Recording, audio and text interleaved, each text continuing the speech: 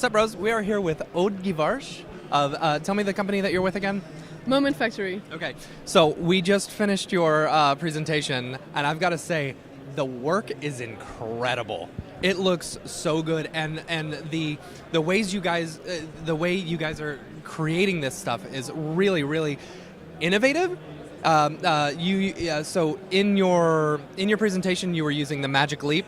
Is that correct? In order to create these awesome little like hand puppet things for concert visuals for Muse, right? Exactly. Yeah. So, and tell me a little bit about the process of like actually going through it, and how did you guys determine that? Hey, we're gonna try this Magic Leap, and. Sorry, there's a lot of things I want to talk about because really, like, watching that reel, it was just incredible. Like, those are some of the coolest concert visuals I've ever seen. So, tell me a little bit about the process and how you guys came up with the concept and such. So a lot of our process actually comes from ideas we have for just in the back of our heads or stuff we could figure out along the way.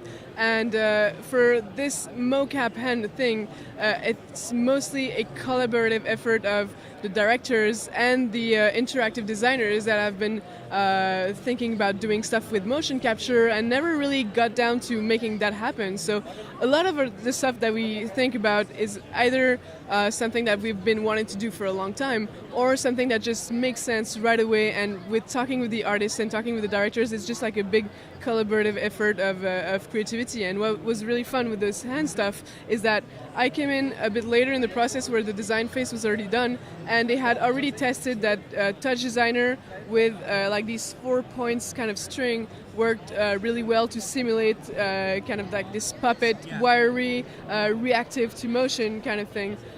So when I came in the process, we figured out that the leap motion was great with Guivarc'h to create a very smooth workflow and outputting the skeletons to output the motion.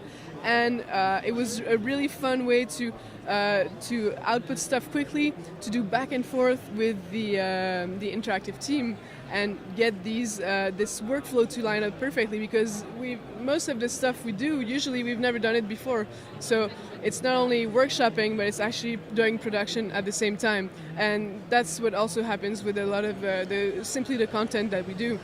So there was a software that I think you talked about. Is it Guivarc'h? Yeah, Guivarc'h Pro hands. They also do a Guivarc'h Pro body, I think, that works with Connect. And what exactly does that do? Exactly, what's the software? So what Guivarc'h do is detects the information that the leap gives out, which I believe is a black and white feed that detects the distance of your hands, and recreates a skeleton rig in 3D.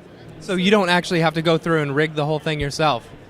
Well, you need to rig and weight a hand model, but then you don't need to animate it. Oh, right, okay. So that's absolutely mind-blowing. It was the first time that I've actually worked with motion capture, and I felt like it was really accessible and really amazing to go back and forth, change stuff.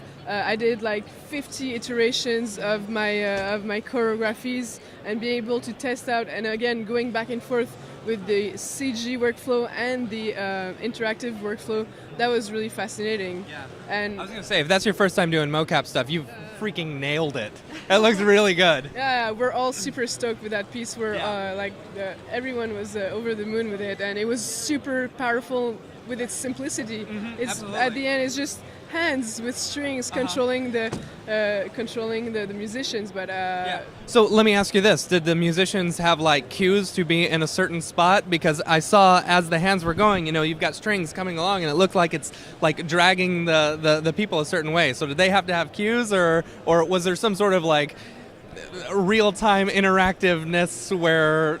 Well, I mean, the smart answer to that is both, but obviously they had to be in a certain area for their virtual silhouette to be detected, where the range of the Kinect was.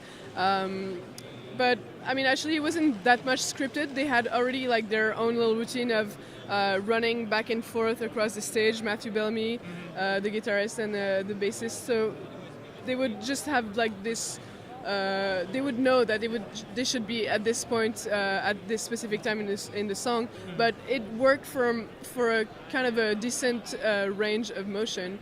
Yeah. And so another thing that I was able to catch during your presentation was you had the hands and you were like breaking it up into individual pieces, which, anyone